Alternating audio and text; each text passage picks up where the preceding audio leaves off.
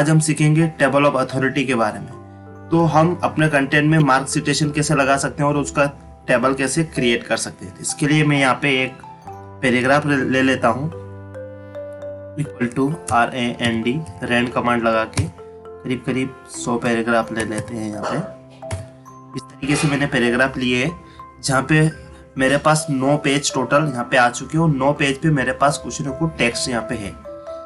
One by one में हर page पे कोई हेडिंग बना लेता हूँ ताकि आपको समझाने के लिए बहुत ही आसान हो। मैंने यहाँ पे MS वर्ड का एक हेडिंग बनाया है। सेकेंड पेज पे भी मैं कुछ हेडिंग जरूर बनाऊंगा। सेकेंड पेज पे हम लोग आ चुके हैं और MS PowerPoint का एक हेडिंग बना लिया है मैंने। और ये हेडिंग हमारा टेक्स्ट बिल्कुल थोड़ा ज़्यादा ही है, उसकी वजह से नीचे पे गया, मैं एडजस्ट कर लेता हूँ। ये मेरी 2 हेडिंग हो चुकी है। इसी तरीके से इस टेक्स्ट को थोड़ा सा मैं तो देखें नेक्स्ट पेज पे भेज के यहाँ पे MS Excel का एक हेडिंग दे देता हूँ। प्रॉपर तरीके से समझा पाऊँ इसके लिए इतना एफर्ट लगाया जा रहा है। नेक्स्ट पेज पे अगर हम बात करें तो यहाँ पे मैं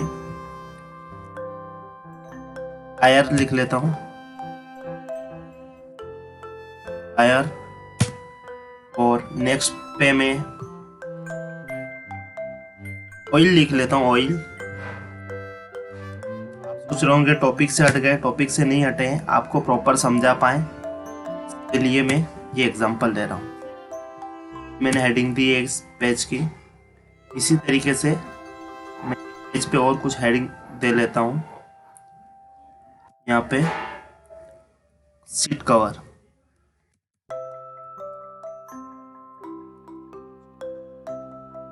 और यहाँ पे इस तरीके से मैंने कुछ हेडिंग दी है।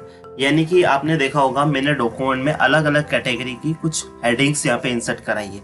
अब आप मार्क सिटेशन में क्या कर सकते हो, सेम ये मार्क एंट्री की तरह ही है, बस वहाँ पे आपको एक कैटेगरी नहीं मिलती थी, यहाँ पे आपको एक कैटेगरी मिलेगी। मैं MS वर्ड को सिलेक्ट करता हूँ। सिलेक्ट करने के बाद मार्क सिटेशन पे क्लिक करता हूँ। जब मैं मार्क सिटेशन पे क्लिक करता हूँ तो मेरे सामने एक डायलॉग बॉक्स ओपन हो जाता है, जहाँ पे मैंने जो चीज़ें मार्क करी है उसका यहाँ पे टेक्सचर आ जाता है।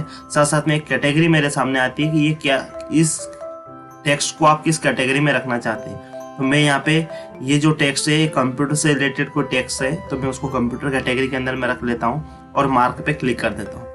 मार्क पे क्लिक करने से क्या होगा, ये टेक्स्ट एक पूरी फाइल में जितनी बार है वहाँ पे सिलेक्ट नहीं होगा, वहाँ पे मार्क नहीं होगा, ये केवल एक बार मार्क होगा।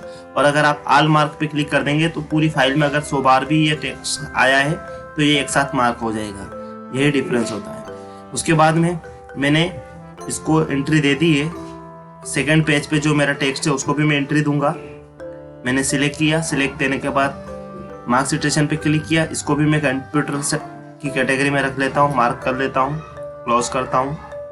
तीसरे पेज पे जाता हूँ और तीसरे पेज पे जो हमारा टेक्स्ट है इसको मैं सिलेक्ट करता हूँ। सिलेक्ट करने के बाद मार्क सिटेशन पे जाके क्लिक करता हूँ, इसको भी कंप्यूटर कैटेगरी में ही रहने देता हूँ और मैं यहाँ से क्लोज कर देता हूँ। नेक्स्ट पेज पे हम बढ़ते हैं।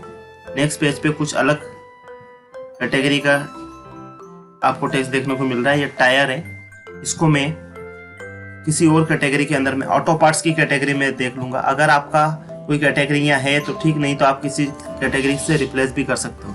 सपोज दैट मैं हार्डवेयर की जगह ऑटो पार्ट्स लिखना चाहता हूँ तो उसके लिए आपको हार्डवेयर को सिलेक्ट रखना है, कैटेगरी पे क्लिक करना है और यहाँ पे रिप्लेस वाले डायलॉग बॉक्स के अंदर में यहाँ आके, यानी कि जिससे भी आपको रिप्लेस करना है हार्डवेयर को, हार्डवेयर से रिप्लेस करना है, हार्डवेयर को यहाँ पे सिलेक्ट करो।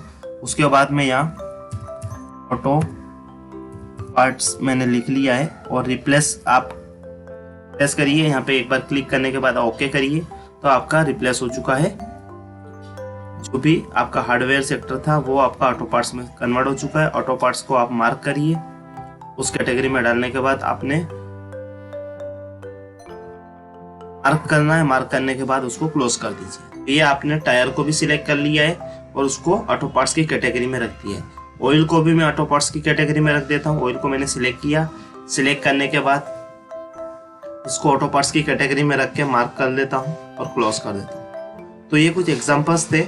एक लास्ट सिलेक्शन और हम लोग कर लेते हैं। फिर इनका व्यू देखते हैं कि कैसे करके इनका आउटपुट हमको देखने को मिलता है। इसको भी सीट कवर को भी मैं ऑटो पार्ट्स कैटेगरी में रख लेता हूँ, देन क्लोज करता हूँ। तो ऑलमोस्ट हम लोगों ने कुछ डॉक्यूमेंट के अंदर में कुछ हेडिंग्स को या कुछ टेक्स्ट को हमने सिलेक्ट किया है और उनको एक एंट्री दी है। वो एंट्री आप उसका विजुअल कैसे देख सकते हैं, मैं यहाँ पे विजुअल दिखाने के लिए थोड़ा सा स्पेस कर लेता हूँ। आप न्यू पेज पे भी कर सकते हैं, कंट्रोल एंटर से नया पेज आ जाएगा ऊपर में। अब आप रेफरेंस टैब के अंदर में जाके आपका इंसर्ट टेबल ऑफ अथॉरिटी पे जब आप क्लिक करते हैं तो आपको अपॉर्चुनिटी मिलती है ये डिसाइड करने की कि आप किस चीज का टेबल यहाँ पे इंसर्ट करना चाहते हैं। क्या आप सिर्फ ऑटो पार्ट्स वाले कंटेंट का टेबल इंसर्ट करना चाहते हैं, या कंप्यूटर फील्ड वाले जो भी आपने डॉक्यूमेंट इंसर्ट किए हैं, जो भी टेक्स्ट को आपने सिलेक्ट करके एंट्री दी है उसका आप आउटपुट चाहते हैं तो वो भी दे सकते हो, ऑल चाहते हैं तो ऑल भी। सबसे पहले हम कंप्यूटर वाले को यहाँ पे ओके करके देख लेते हैं। तो यानी कि कंप्यूटर के अंदर में मैंने टोटल 3 टेक्स्ट को यहाँ पे एंट्री दी थी सिलेक्शन देने के बाद। तो यहाँ पे ये आपको पता चलेगा कि किसी भी टेक्स्ट को आप एंट्री देने के बाद एक जगह उसका शॉर्ट इंडेक्स बना सकते हैं, ताकि आपको पता चल पाए, एक रेफरेंस आप लोगों को मिल पाए, एक अथॉरिटी मिले कि ये वाला टेक्स्ट या ये वाली हेडिंग या ये कंटेंट किस पेज नंबर पे है।